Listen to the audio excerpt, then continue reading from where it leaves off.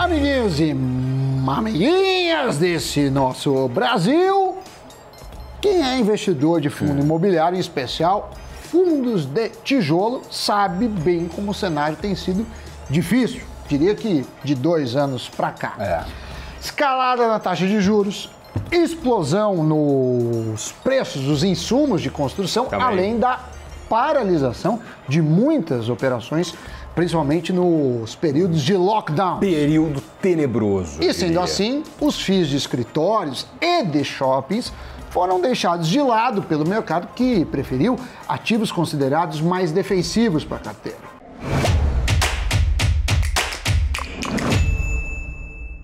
Pois é, Samboy, antes de continuar, eu vou só rotacionar um pouco este touro, porque ele está em uma posição que muito me desagrada. Eu tô aqui numa perspectiva vendo... Será que ele pode ficar sentado um pouquinho? Eu assim? acho que ele não foi Deixa feito ele assim, pra isso. Que eu tô muito próximo aqui.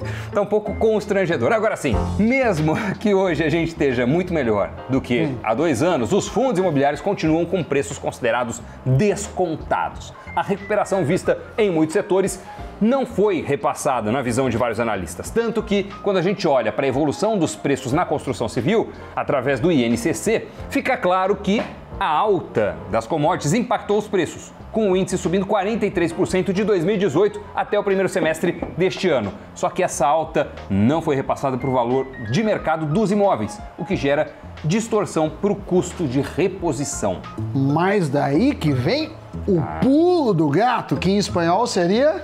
El salto del gato. Gato. Então, muito bem, el salto del gato. Del felino. É que analistas estão chamando a atenção, e não é de hoje, para aproveitar os preços descontados, diríamos assim, né, segundo os analistas, para lucrar no médio e no longo prazos, o que significa que há muito otimismo com os FIIs de tijolo. Para se ter uma ideia, a Guide Investimentos calculou que os fundos de escritórios ou lajes corporativas estão sendo negociados em média a 72% do valor patrimonial. Caramba. Ou seja, fazendo a conta, um desconto de 28%. Já fundos de logística e shoppings também se encontram abaixo do valor do patrimônio. Ou seja, se pegar os ativos e venderem, valia mais do que as cotas somadas. Impressionante. E considerando portfólios, diversificação de carteira, descontos nas cotas e bons fundamentos, analistas da Guide escolheram os top picks fundos de tijolo. São 2 fundos imobiliários de shoppings, o VISC11 e o XP Malls, 3 fundos de galpão, que é o Bresco Logística, BTLG11 e Galg11, e 3 FIIs de lajes corporativas, VBI Prime Properties, TEP11 e RBR Properties. Mas foi ressaltada a preferência no curto prazo pelos FIIs de shoppings e de logística, já que esses estão praticamente livres dos impactos da pandemia, o que é diferente para os fundos de escritório, já que ainda apresentam um certo risco dado as discussões de trabalhos remotos e até híbridos. Muitas empresas, já estão assumindo essa forma híbrida, seja por questões financeiras ou por exigência dos próprios profissionais. Ou seja, curtiram esse negócio de trabalhar de casa. O Twitter, por exemplo, falou, não, vai ser home office forever. Forever and ever. Aí, o Elon Musk foi e falou, quem fizer home office... Pode ficar em casa, mas eu não pago. Então, cada um na sua empresa faz o que quiser. Esse é o livre mercado. Não gosta, abre sua empresa e faz o seu jeito. Não gostou? É isso. Agora, mudou os profissionais. Tem gente também que fala assim, eu só quero se for home office. E tem gente também que só quer se for presencial. Então, tem gosto para tudo. Pois é. Nada como um chinelo velho para um pé cansado, já diria meu avô, em relação a relacionamentos. Você prefere ser o chinelo velho ou o pé cansado, Doni? Isso aí, boy. Pronto, depois discutimos sobre esse assunto.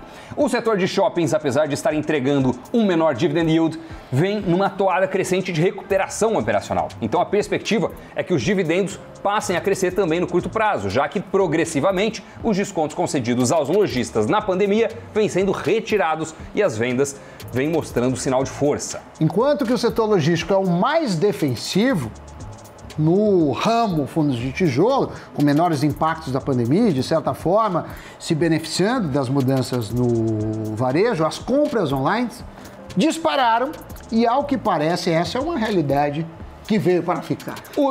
Quem comprou online a primeira vez se apaixonou nessa pandemia. Os fundos de galpões logísticos estão entregando resultados robustos. O dividend yield tem crescido e hoje está em torno dos 9% ao ano, o que é acima do percentual médio entregue por lajes e shoppings. No entanto, o setor está com um desconto de 12%, o que é visto como uma boa janela de entrada, uma boa oportunidade de investimento. Como falamos anteriormente, os fundos de tijolo estão sendo indicados pela Guide. Vamos ver agora o que o analista Caio Ventura tem a nos falar sobre os FIIs que ele e o Fernando Siqueira enxergam como os mais atrativos. Como será que está a vacância nesses FIIs? Quais são os tipos de contrato? Qual a estratégia dos gestores e também os rendimentos? Então, pode rodar. Caio, obrigada por aceitar o nosso convite em participar do Cafeína. E para a gente já entrar no assunto, o mercado imobiliário ele tem vivido dois mundos paralelos, né? Que são dos ativos listados em bolsa e dos ativos negociados no mercado privado. Digo isso porque a gente tem visto como as cotas dos fundos imobiliários vêm sendo negociados com um baita desconto, quando a gente compara com o seu valor patrimonial, né? Enquanto que os ativos desses próprios fundos vêm sendo negociados nas suas máximas históricas.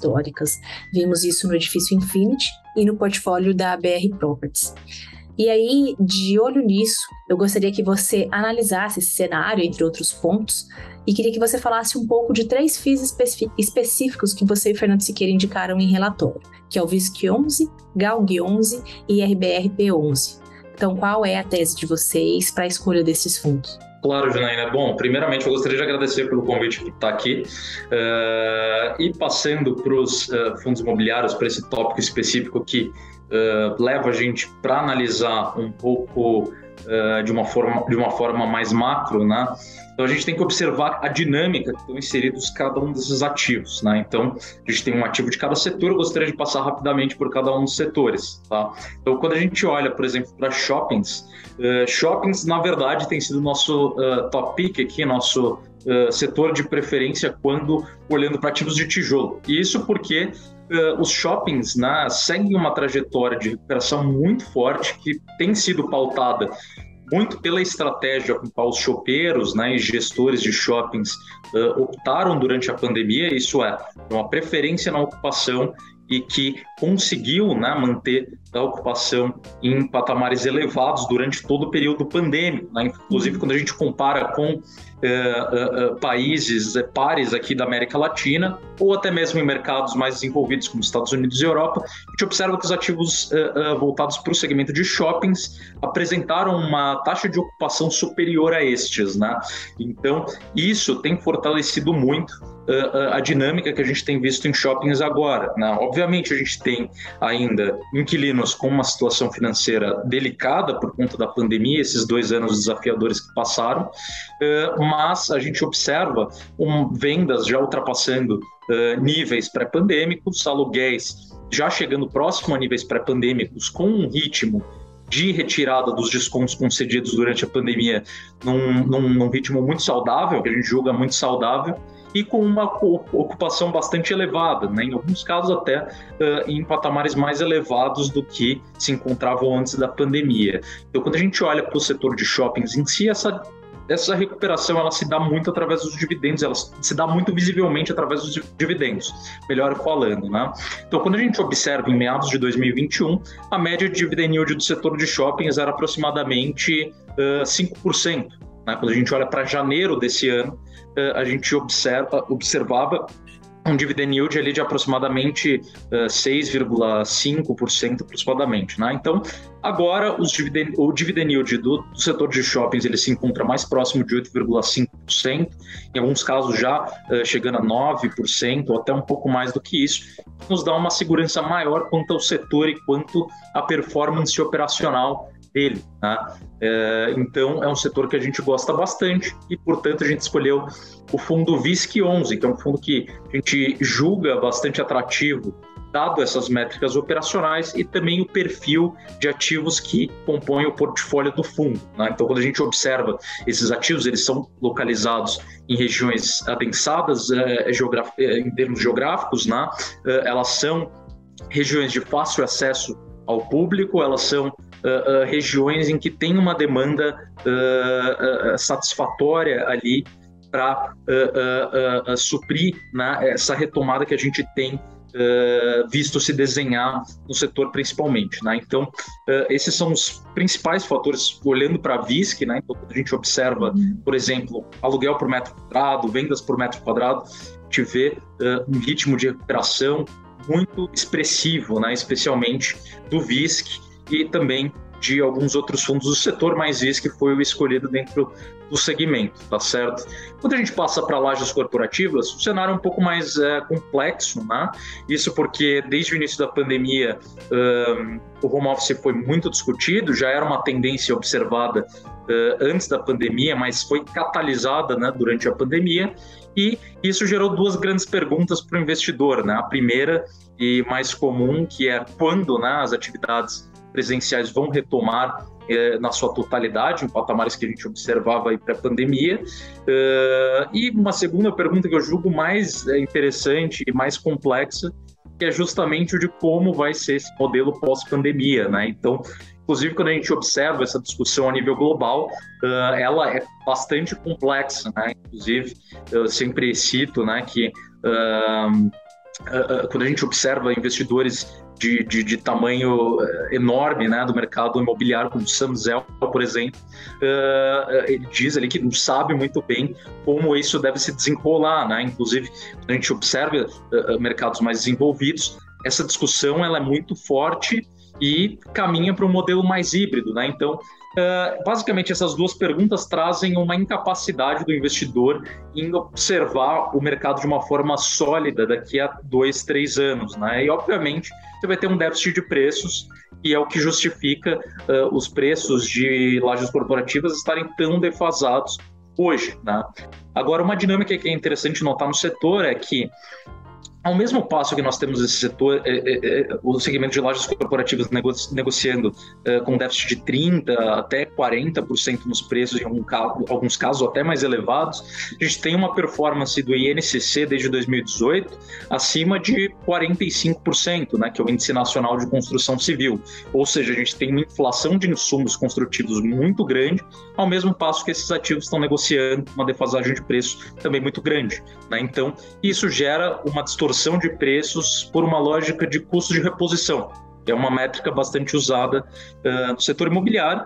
Basicamente, de uma forma bem simples, seria o quanto eu gastaria para construir exatamente o mesmo ativo do lado dele, né? Então, a gente observa uma distorção muito grande por essa métrica, né? Então, em teoria, olhando para frente, há um ajuste a ser feito os ativos de lajes corporativas especificamente, né? Então, olhando para os próximos 2, 3 anos, a tendência é mais favorável para um ajuste de preço, visto que, obviamente, o setor não vai acabar, ele só está passando por uma discussão de modelos possíveis, né, dentro ali do que é cabível, dentro das novas exigências dos trabalhadores, que também é algo que impacta bastante, né? A gente tem visto, especialmente olhando para Estados Unidos, né, com movimentos como The Great Resignation, que é essa onda de pedidos de demissão, que a percepção das gerações mais novas, né, em especial Millennials e Gen Z, em relação ao trabalho, tem mudado bastante. Isso exige que as empresas também se adequem, né, de certa forma a isso, visto que existe uma limitação de mão de obra qualificada. Nos Estados Unidos, que é um país muito mais avançado do que a gente nisso, e aqui, obviamente, temos um cenário que, claro, tem suas particularidades, mas de uma forma geral não difere de uma forma absurda, certo? Então, para lajes corporativas temos mais ou menos esse cenário, e aí escolhemos o fundo RBRP, que possui uma distorção muito grande, né, em preços quando a gente observa o valor por metro quadrado que estão sendo negociados ativos do portfólio, em relação ao mercado geral, e também essa tendência de reprecificação olhando para frente, né? Então, nesse cenário, teria um ganho de capital implícito interessante para o fundo, e quando a gente observa também né, o que é de retorno em termos de dividendos para quem adquire as cotas hoje do fundo é bastante interessante, né? Isso porque quando a gente está vendo ali o dividend yield, geralmente esse dividend yield é calculado baseado na cotação de valor patrimonial do fundo, né? Então, como a gente observa, né, que essas cotas estão com um valor bastante defasados, né, seria mais relevante considerar o yield on cost desses fundos, ou seja, o dividend yield baseado no valor da cota que você está adquirindo. E nesse caso você tem uma relação ainda mais favorável, com dividend yields bastante elevados e com potencial de ganho de capital, que é a valorização na cota muito grande, olhando aí para os próximos 2 anos. Então, seriam ativos favoráveis, dado uma mudança, né, de cenário estrutural, né, ou seja, redução da taxa de juros, né, uma perspectiva mais favorável para crescimento, como a gente pode observar nos anos seguintes. Né? Então, temos mais ou menos essa dinâmica. Agora, quando a gente olha para ativos logísticos, né, a dinâmica ela é um pouco diferente. Né? Isso porque, dentre os setores de tijolos, eu diria que possivelmente é o único, né, que foi beneficiado pela pandemia de alguma forma. E isso eu digo em relação à mudança, né, na dinâmica de padrões de consumo dos consumidores. Né? Então, quando a gente olha, por exemplo, métricas como a penetração de vendas de e-commerce, né, as vendas online, como percentual das vendas domésticas do varejo, né, a gente observa um salto de 5% ali em 2019, dezembro de 2019, para mais de 20% nos últimos dados que a gente tem, uma consultoria chamada EBIT, né, que a gente acompanha bastante por aqui. Então, essa mudança, né, de padrões de consumo, ela fez com que também as varejistas se interessassem mais, né, e demandassem mais ativos logísticos, especialmente próximos a centros, a grandes metrópoles, perdão, até por uma questão de ser interessante para essas varejistas, né, conseguirem entregar produtos de uma forma bastante rápida. Né? Existe uma certa guerra entre as varejistas também para ver quem consegue entregar o mais rápido possível, né, uma vez que a compra é efetuada. Então, dentro desse cenário, os fundos logísticos acabaram por auxiliar aí o cenário varejista local. Aí, lembrando também que o Brasil é um país que possui custos logísticos bastante elevados, né, em comparação ao PIB. Né? Então, isso mesmo comparando com países da própria América Latina, o Brasil fica bastante para trás. Então, qualquer iniciativa que ajude, né, nessa questão é muito bem-vinda. E os fundos logísticos acabam por suprir essa demanda aqui no cenário doméstico. Né? E aí, nesse caso, a gente escolheu o GALG, né, que é um fundo logístico bastante interessante, que tem contratos de longo prazo ali dentro, tem uma certa previsibilidade que nos agrada muito também, em termos de fluxo de recebimento de receita, né? Então, é um fundo fácil de se prever, né, o quanto que deve receber, portanto, deve manter um patamar de dividendos elevado, ali, com perfil mais defensivo, para investidores possivelmente um pouco mais cautelosos, digamos assim. Então, essas são nossas 3 escolhas a partir desse relatório que comentamos, né, mais cedo. Voltando a falar dos FIIs de lajes corporativas, quando a gente avalia o RBRP11, ele teve uma baita desvalorização de 27% só no primeiro semestre. O gestor, em carta, acabou sinalizando para os investidores que não tem fundamento nenhum essa desvalorização das cotas. Só que o fundo, ele tem uma concentração, né? 41% de todo o portfólio dele está concentrado em um edifício apenas, que é o River One. Então, eu gostaria de saber qual que é a avaliação de vocês desse risco específico para o fundo e se há outros riscos semelhantes nos outros FIIs indicados em relatório. Claro, perfeitamente. Bom, quando a gente observa, né, a tendência de vacância na cidade de São Paulo para edifícios corporativos, fica bem claro, né, que a vacância teve um aumento significativo nesses 2 últimos anos. Né? Isso porque houve toda essa discussão em torno de home office, evidentemente tivemos uma recessão e isso acaba agravando esse quadro de vacância em si. Né? Agora, quando a gente observa para a vacância específica do RBRP, ou de outros fundos de lajes corporativas como BRCR, HGRE, eles são ativos que, primeiro, estão em localizações que possuem uma facilidade maior de reposição, né? E são ativos com uma infraestrutura que ela é bastante aderente ao que se procura hoje no mercado corporativo por parte das empresas, né? Então, a gente observa, na verdade, essa vacância como um potencial daqui para frente, né? Uma vez que muitas vezes o mercado acaba precificando essa vacância dos ativos como uma saída total do ativo do portfólio, como se o ativo não existisse dentro do portfólio de uma maneira, de certa forma, descabida, né? Isso gera, por si só, uma distorção de preço muito grande, né? Uma vez que o ativo ele é ocupado, evidentemente você tem uma retomada do que se é esperado de precificação dele. Então, a gente observa esses movimentos de vacância como, de certa forma, pontuais e também como uma boa oportunidade para surfar num mercado que já apresenta sinais de maior demanda, né, por esse tipo de empreendimento, especialmente quando a gente olha para o ano de 2022. Então, Caio, eu gostaria agora que você falasse também um pouco do rendimento desses 3 FIIs, né? O VISC, GALG e RBRP. E dos valores deles, que são negociados em cota agora. Se você acha que com uma inflação mais controlada, uma curva de juros também controlada, se isso é um bom sinal para os FIIs de tijolo, né? E seja aí a luz tão esperada no fim do túnel. Claro, com certeza, né? Num cenário de inflação elevada e juros crescentes, como a gente viu, né, desde meados de 2021, o cenário para fundos de tijolo acaba sendo bastante limitado, né?